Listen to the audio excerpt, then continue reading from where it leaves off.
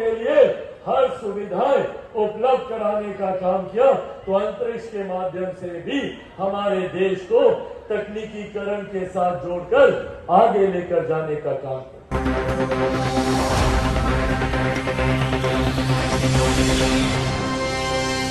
नमस्कार, आप देख रहे हैं पीटीएन न्यूज और मैं हूं आपके साथ प्रभाकर पांडे।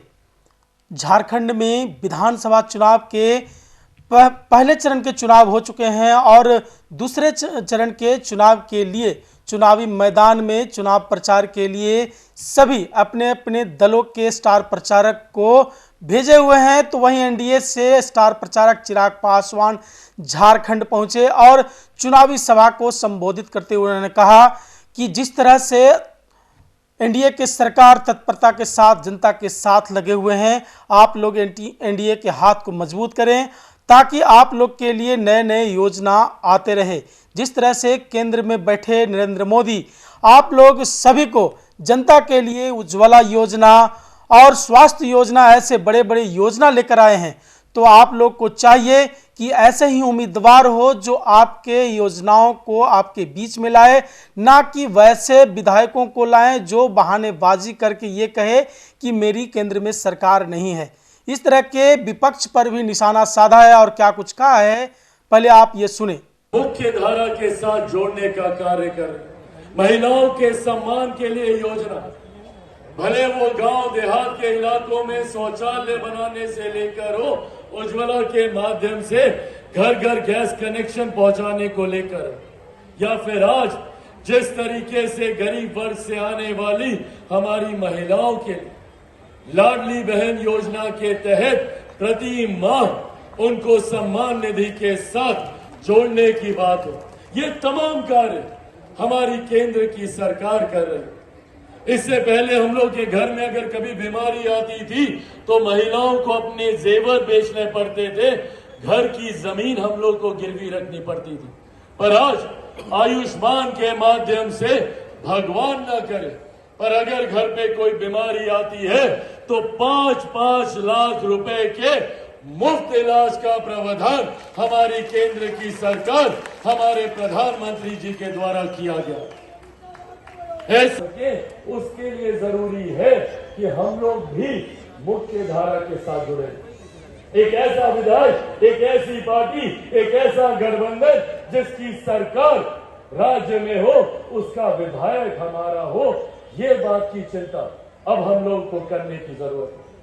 नहीं तो साथियों, अगर गलती से ये विपक्षी दल के नेता आएंगे, अभी आप लोग के बीच में आ भी रहे होंगे, प्रचार भी कर रहे होंगे अपने अपने प्रत्याशी को लेकर, और पुनः वही झूठ की राजनीति। पूछिए लोगों से, जब आए क्या बोलते थे लोकसभा चुनाव के वक्त? कहते थे कि अगर नरेंद्र मोदी की सरकार आ गई तो आरक्षण समाप्त कर दिया जाएगा। कहते थे अगर इनकी सरकार आ गई तो संविधान खत्म कर दिया जाएगा, लोकतंत्र की हत्या कर दी जाएगी। आज 5.5 महीने हो गए हैं, केंद्र में हम लोग की सरकार आई, केंद्र में प्रधानमंत्री नरेंद्र मोदी जी को तीसरी बार प्रधानमंत्री बने। पूछे इन लोगों से, किसका आरक्षण छीन लिया गया, कहां का संविधान खत्म कर दिया गया, कौन सा लोकतंत्र हटा दिया गया? सिर्फ झूठ बोलकर हम लोगों को डराकर ये लोग वोट बैंक अपना बनाना चाहते। डराने की राजनीति, गलत नैरेटिव सेट करना, झूठ बोलना, झूठ पर झूठ बोलते रहना, ये इन लोगों की सोच रह गई। आज ये लोग बाबा साहब डॉक्टर भीमराव अंबेडकर जी को याद करते नहीं थकते। पूछिए इन लोगों से, अभी मैं चैत्य भूमि से आ रहा हूं, वहां पर उनका आशीर्वाद लेकर आ रहा हूं। पूछिए इन लोगों से, क्या किया इन लोगों ने डॉक्टर बाबा साहब भीमराव अंबेडकर जी के विचारों को आगे लेकर जाने के? आगे लेकर जाना तो दूर की बात, उनके जीते जी ये कांग्रेस और उनके गठबंधन के तमाम लोगों ने उनको हरवाने की सोच रखी, उनको प्रताड़ित करने का काम किया।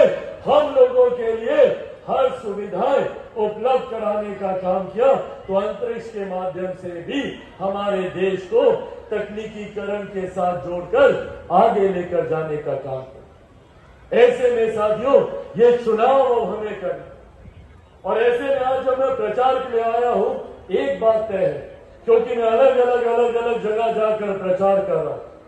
संगठन के माध्यम से, गठबंधन के माध्यम से, कार्यकर्ता साथियों के माध्यम से जो जानकारी प्राप्त हो रही है उसमें एक बात तय है कि आगामी 23 तारीख को जब परिणाम आएंगे तो महाराष्ट्र में एक बार फिर से प्रधानमंत्री नरेंद्र मोदी जी की सोच वाली सरकार यहां पर बनने जा रही है।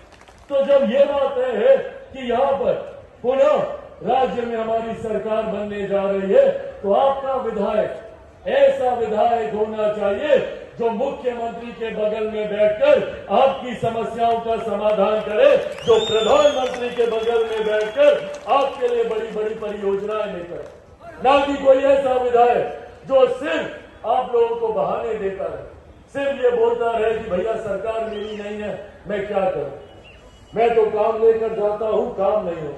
जबकि हम सब जानते हैं कि मौजूदा विधायक की क्या तत्परता रही। झारखंड में दूसरे चरण के चुनाव प्रचार का आज अंतिम दिन था और चिराग पासवान गए हुए थे चुनावी सभा में, और चुनावी सभा में वो सभा का संबोधित करते हुए विपक्ष पर भी निशाना साधा और कहा कि वैसे विधायकों को चुनकर ना भेजें जो आपके काम लायक ना हो, जो मुख्यमंत्री के बगल में ना बैठे, प्रधानमंत्री के पास अपने योजना के बारे में ना बताएं, वैसे विधायकों को आप चुनाव ना जिताएं, वैसे विधायकों को जिताएं जो आपका काम करे, आपके योजनाओं के लिए काम करे। इस तरह की बातें कहते नजर आए और क्या कुछ कहा है मैंने आपको सुनाया। फिलहाल इस खबर में बस इतना ही। आगे के तमाम खबरों के लिए बने रहे मेरे साथ। वीडियो को लाइक करें, शेयर करें, चैनल को सब्सक्राइब करना ना भूलें। धन्यवाद।